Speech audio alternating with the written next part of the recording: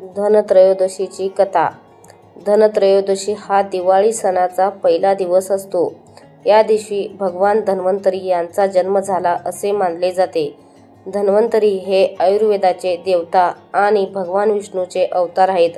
म्हणून या दिवशी आरोग्य, संपत्ती आणि दीर्घायुष्य यासाठी त्यांची पूजा केली जाते. त्याच दिवशी यमदीपदान, यमराजासाठी दिवा लावणे करण्याची ही प्रथा आहे. धनत्रयोदशीची कथा.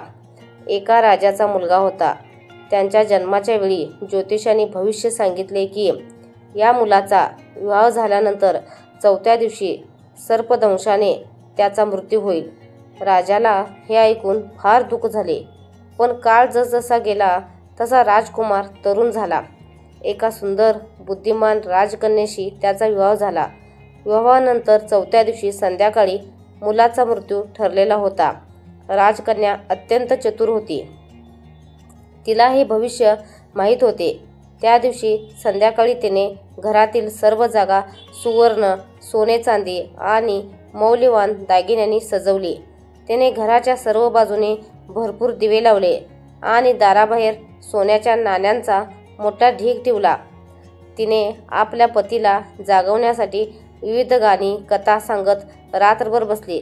तेव्हाच यमराज आपल्या दूतासह सर्पाच्या रूपात तेथे आले. परंतु त्या तेजस्वी प्रकाशात आणि सोन्याच्या दागिन्याच्या चकाकीत सर्पाला काहीच दिसले नाही. तो त्या सोनेरी नाण्याच्या ढिगाऱ्यावर बसला आणि रात्रभर तेथून उठलाच नाही. सकाळी यमराज आपल्या लोकात परत गेले आणि राजकुमाराचे प्राण वाचले. त्या दिवसापासून ही परंपरा सुरू झाली की धनत्रयोदशीच्या रात्री घरासमोर दिवा लावून यमराजाची पूजा करायची, जेणेकरून अकाली मृत्यू येऊ नये. पूजा आणि परंपरा. या दिवशी संध्याकाळी धन्वंतरी देवतेचीही पूजा केली जाते.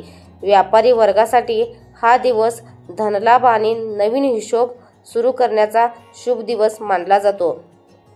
स्त्रिया यमदीपदान करतात, घराबाहेर दिवा लावतात आणि म्हणतात, मृत्यूना पश्यम मम दीपंक, म्हणजे हे मृत्यूदेव, माझ्याकडे पाहू नको, हा दीपक तुझ्यासाठी आहे.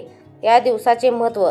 आरोग्य, आयुष्य आणि संपत्तीचे रक्षण करण्यासाठी हा दिवस अत्यंत शुभ मानला जातो.